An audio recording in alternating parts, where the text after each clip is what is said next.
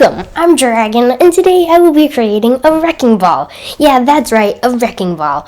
Not only will I be creating this wrecking ball, I will also be adding physics to it, and then pretty much doing what you saw in the intro.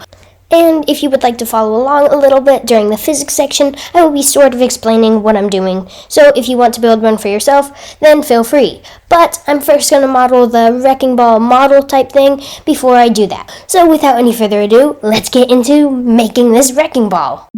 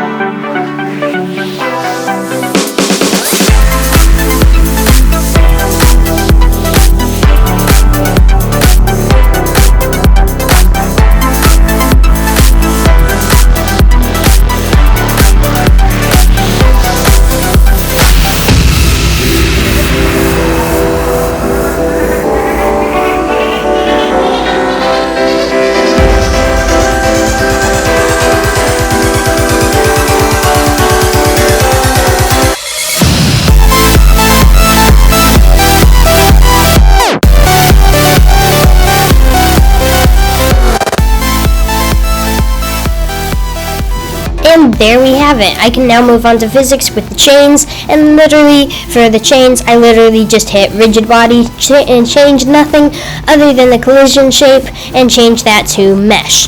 Then I just duplicate the chains to nearly the bottom.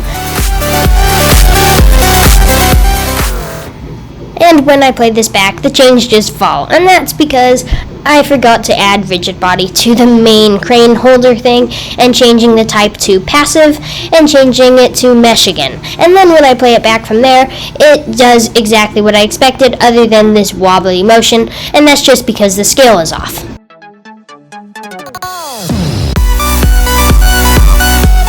Then to animate the chain holder, you can go into the physics tab and hit animated. Then you can animate like normal.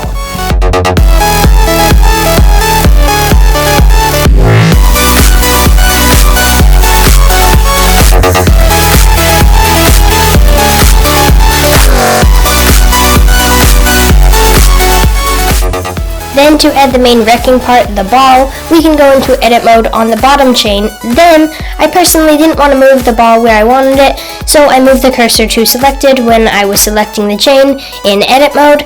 And then to add the sphere, I scaled the sphere upward until I thought it was right. Then I left edit mode. Then you can change the mass of this in rigid body physics, though you don't have to if you don't want to.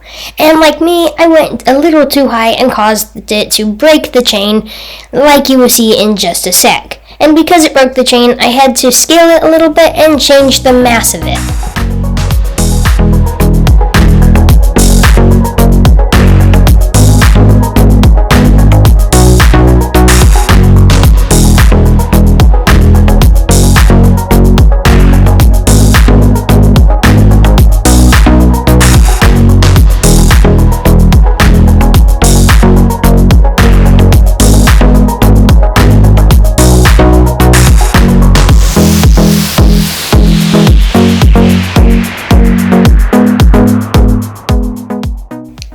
you can add a cube and scale it down to where you want it to be, and then just start covering them where you want the wrecking ball to actually hit them.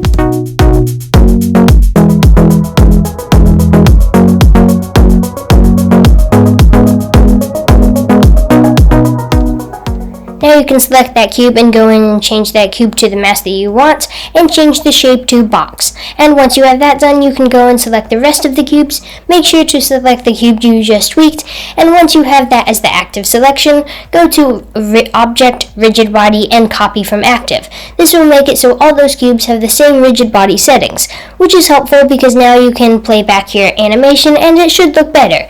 Though, if it doesn't, you can just go tweak some settings, which I ended up doing, so I will speed this up and show you the end results when I finish.